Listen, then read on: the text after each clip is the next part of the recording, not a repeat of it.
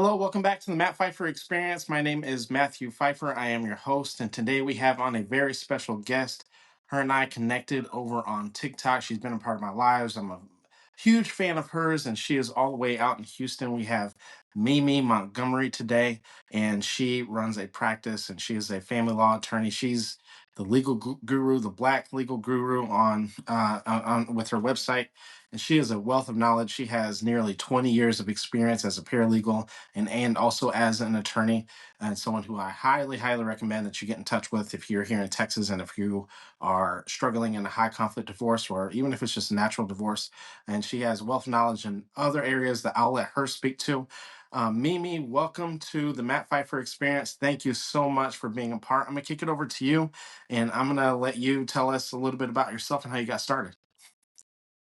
Hi, my name's Mischa, and I practice family law, estate planning, business law, and I do a little trust as well in Houston. Been in this field for about 18 years. I started out as a paralegal for the majority of it, and I've been licensed almost 5 years. I'm going into my fifth year, and I I'm a person who loves the law. I love helping people. I love helping my community. And I felt like as a lawyer, this was the best way to help people, educate people on their rights and what they are entitled to under the law, what the law says they can and cannot have, Mhm. and how to repair any part of their lives that may be hurt or broken or missing. And my ultimate goal is to help you.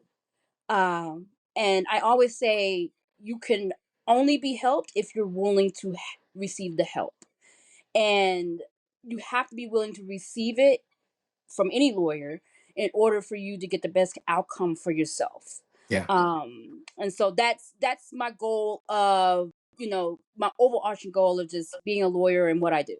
Yeah. In terms of you going into family law, did you always know that you wanted to be in family law or did you back into it? I backed into it as a lawyer. Hmm. As a paralegal, I was pretty much doing a lot of family law, a lot of civil litigation. I was a heavy litigator. I've been to trials. I've been to mediations. Um, I've done everything you can to be in a courtroom. Yeah. But I got licensed right before the pandemic, and so I end up backing into family law because that is what was really popping Yeah. at the time. Nobody was hiring, especially a brand new lawyer who just got licensed, passed the bar. So I was kind of, stuck into going into family law. I ended up loving it, especially at first. Learned a lot, and really helped people to try and repair their lives during this troubling time. The whole world was, just a whole mess, Yeah. and on top of that, the everybody's life was uprooted. Yeah. Things were changed. The law even changed during the pandemic. And so we were all just trying to adjust. And in the middle of that adjusting, people didn't know what to do. They were Right. living with people who were very violent. They were at home with their aggressors, uh, and they couldn't get any type of relief from the Hmm. courts. And so I felt there was a need there to get in, help people, resolve their issues and come to some type of resolution. Um, and just, try to get through this tough time that everybody was going through. Yeah. Um, and so now that we're out of that kind of, I still do some family law, but I also do other areas because now is the time for restructuring, rebuilding. And so Hmm. I'm very interested in helping families and people with their businesses and building generational wealth. And so that's the direction my practice is going to. But I still do have somewhat some love for family law. So, with you having so much experience with family law, and especially like your first year being the pandemic year, did you have you noticed any residual effects of the pandemic that's had an impact on family court? Ooh, where do I begin? The short answer is yes. Uh-huh. Um, I don't know if people understand how courts were prior to the pandemic, but they used to make us go in person all the time. Yep. A lot of lawyers hated it, especially with matters that really didn't need to be in person. Hmm. Um, things as such as prove up affidavits on an uncontested divorce. If you're not contesting it, why do I need to have this 20-minute hearing Yeah. in person if everybody's in agreement? Yeah. So that was one thing that really changed in the family law, in that we could just do these proof up affidavits. Nobody has to go to court, nobody has to appear. We just submit everything and the judge signs off on everything. It's probably the best things that has probably came out of the pandemic. Yeah. Another thing is mediations. Used to do mediations in person, and mediations um basically were very dangerous, especially if you had like a protective order out, or if somebody was very violent, verbally, mentally, physically abusive. Um, you would have to run into them Hmm. at some point of time in an in-person, mediation. And if it's the mediation is online, you don't even remotely have to know the person is there. It's just Yeah. you, your attorney, and a mediator. That's it. Yeah.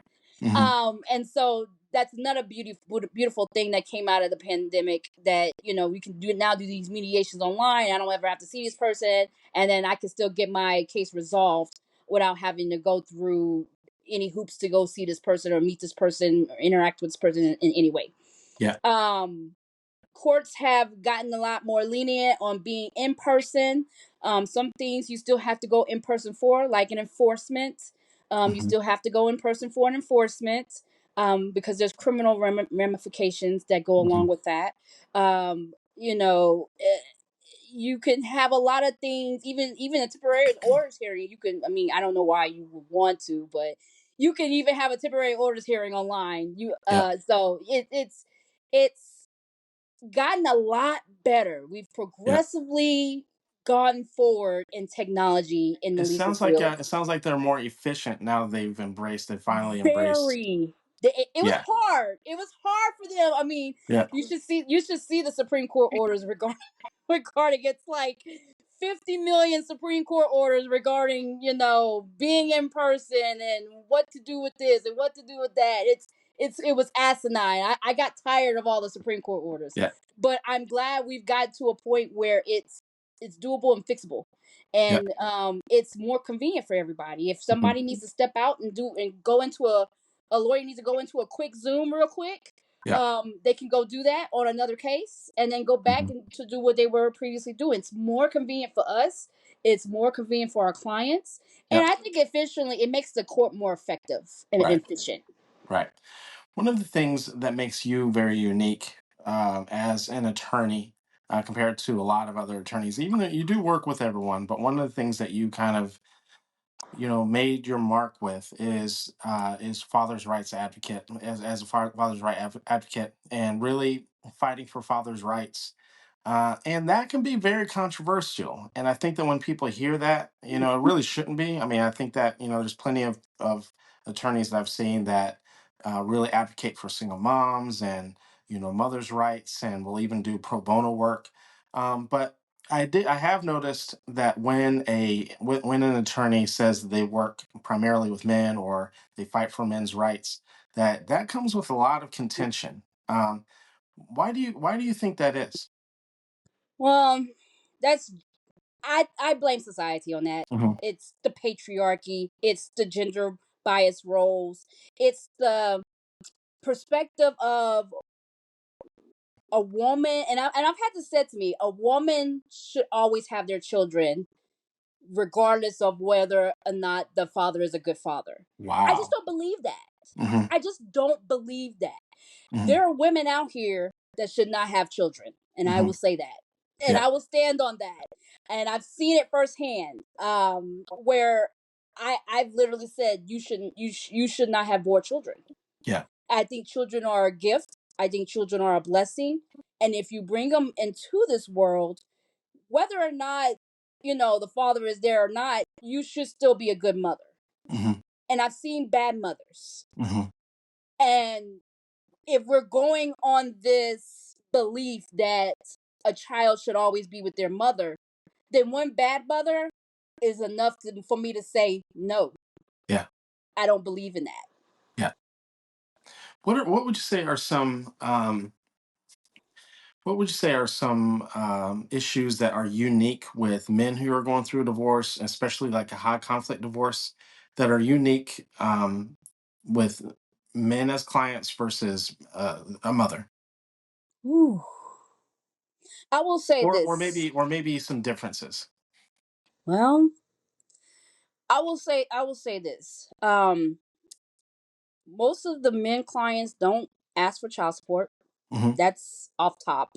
Yeah. Even though a lot of courts in Texas will definitely say, nah, if you're going to have primary custody, she's paying child support. Yeah. We don't care.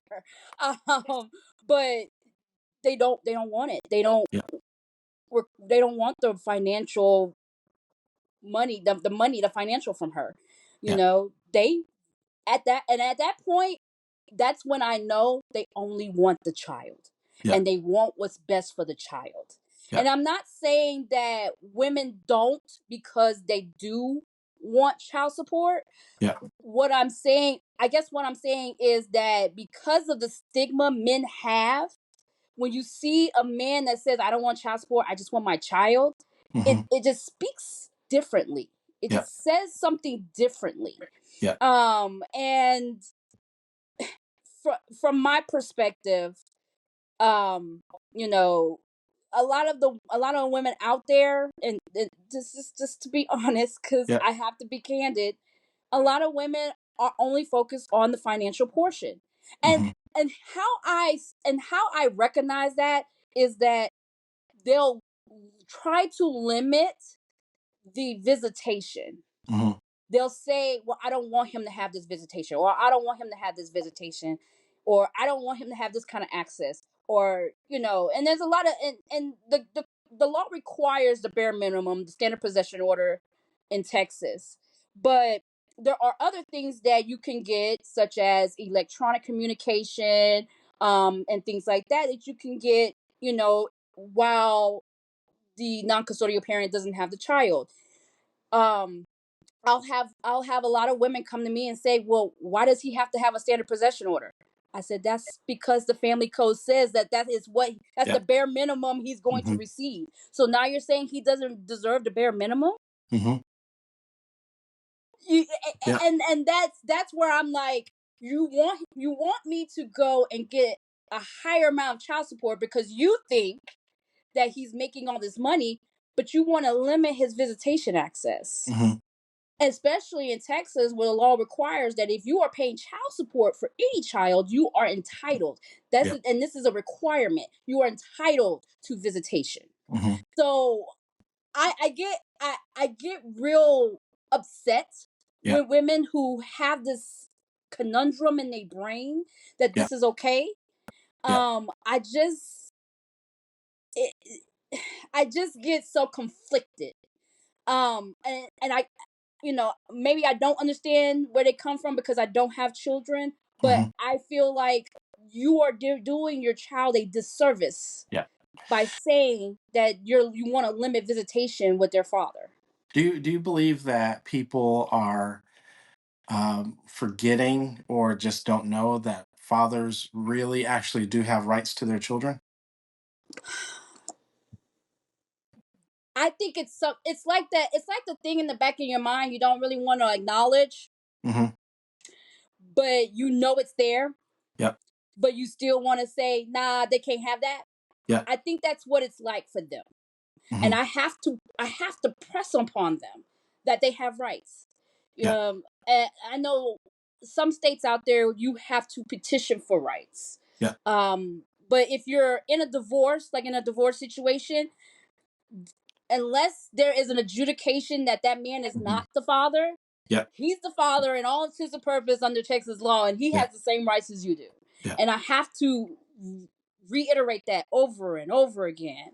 One of the things that I noticed with the men that I worked with over the years is that they also genuinely didn't know they had rights.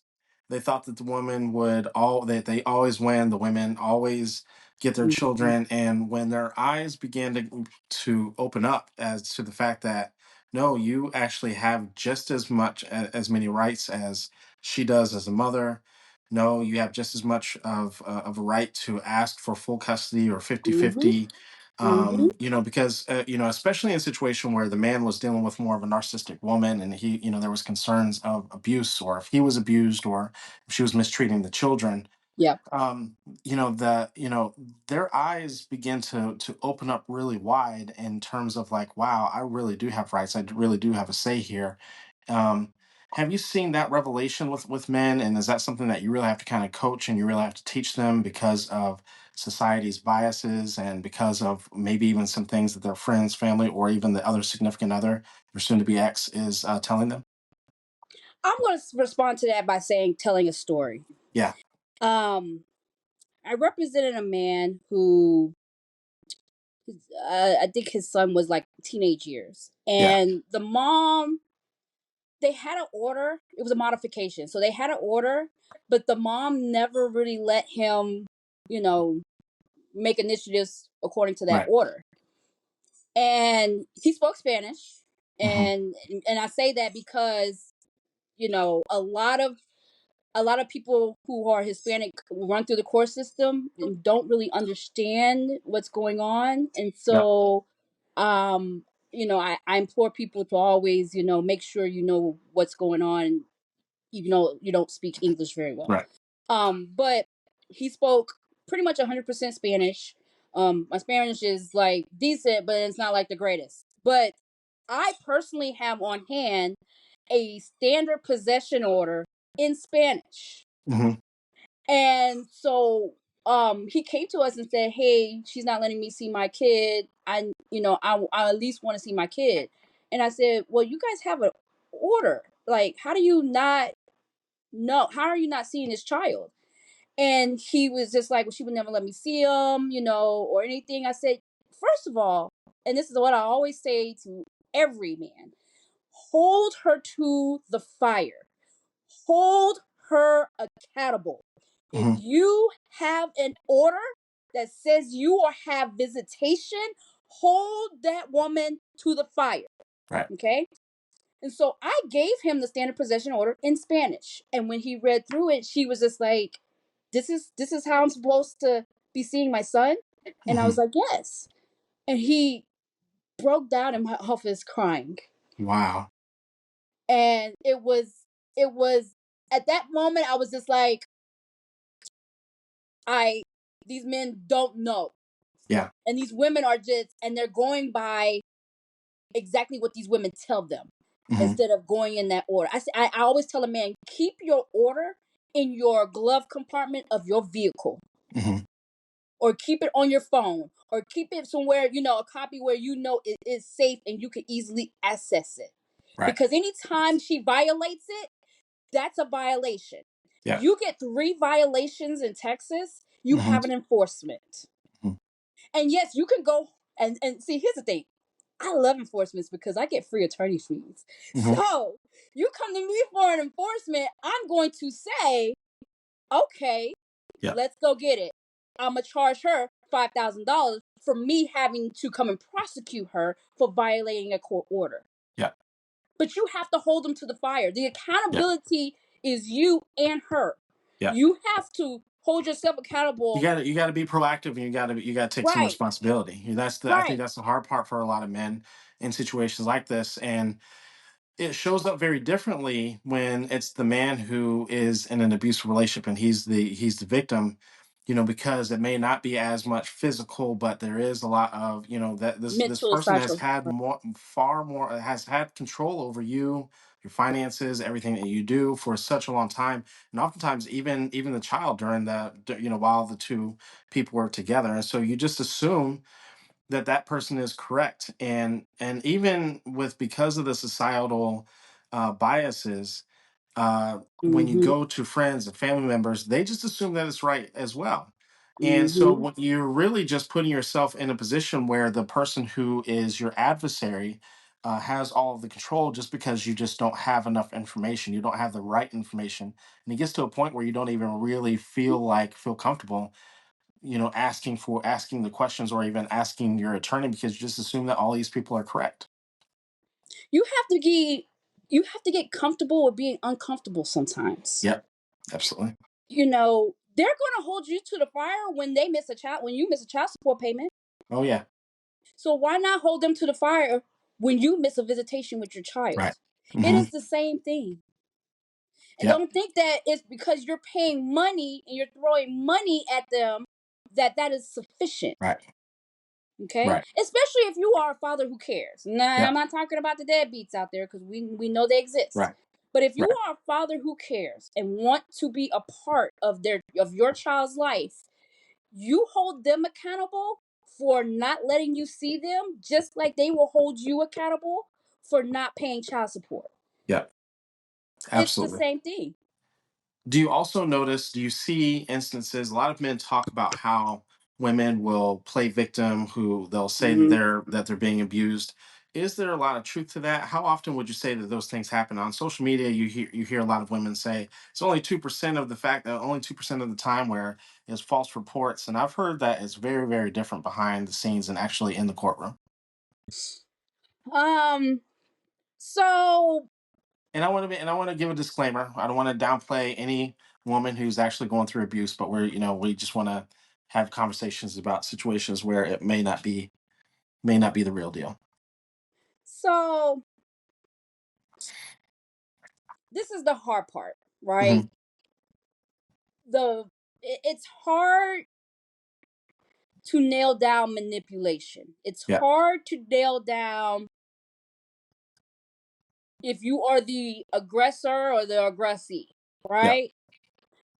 People say a lot of things, I've had clients say them to me as well. But I also have to remind them, okay, are you saying this because you don't want him around your child? Or are you saying this to get back at him? Yeah. Because I'm going to tell you, first and foremost, neither one is going to work in neither situation. Yeah. Because the court is not going to say, absent some type of extenuation or circumstances, that the man is a danger to the child. They're not going to keep that man away from his child. Yeah. So you have to really think about, am I doing what's the purpose of me doing this? Right. Am I doing this because I don't want him around, or I don't want him around my child, et cetera, et cetera, et cetera? And you're not gonna like what I'm about to say, but you laid down with him and made a baby with him. You chose to do this. Hmm.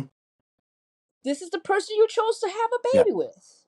And even and a lot of people, it's hard for people to hear, but that's the way that judges oftentimes will look at the situation. And I think that it's important for people to, because most people would say in those situations that I didn't know that this person was like this in the beginning. I didn't, and there's situations that might be true, but the judge is going, especially if you were in this situation, if you were in this situation and a handful of years ago there was abuse and you stayed in it for a long period of time. This is the way that judges oftentimes will look at it. Yep. And you have to remember that the court is always going to look at the best interest of the child first and Right. foremost.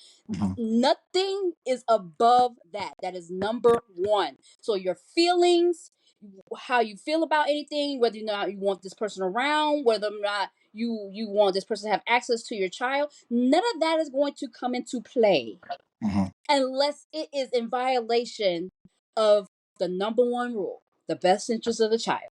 Yeah. None of that's going to come into play. None of that. is going to be relevant. None of it. And I Yep. have to remind clients that, like, are you doing this out of spite? Yep. Because how does this go towards the best interest of the child? Yep. How does keeping this person away from the children in the children's best interest? Right. If you can't respond to me with a good answer to that, Hmm. you're not winning. Yep. Yep. Mishka, I'm going to call you Mimi because that's how I was That's introduced to you good. as. Thank you so much. You are a wealth of knowledge. You have so much experience and so much knowledge and so much passion when it comes to these topics. Can you tell people where they can find you at, where they can find your information, if they want to work with you, or if they know a friend or a family member that they want to refer you to? How can they get in touch with you? How can they find more information on you? Well, you can always look me up at the State Bar website, www.texasbar.com. My first name is spelled Mischa. My last name is Montgomery. You can also send me an email at mischa@blacklegalguru.com.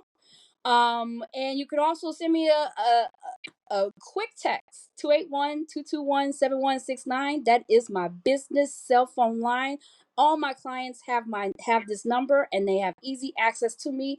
That is my type of relationship that I have with my clients. So that is how you can reach me. And if you're watching this on YouTube or whether you're watching this on Spotify or Apple Podcast, make sure you guys go down into the description box below or into the show notes, and you'll have all access to all of her information, all of her links, all of her social media handles as well, and you can find out a little bit more about her. Also, make sure you guys go down to the comment section down below. Let us know something, a takeaway, something maybe you learned from today's episode that you didn't know before coming into today's episode. And also go to her social media sites. Go to her TikTok and go to her Instagram page. Show her some love. Show her, let her know. Send her a DM. Let her know something that you took away from today's show. Let her know that you found her on today's show.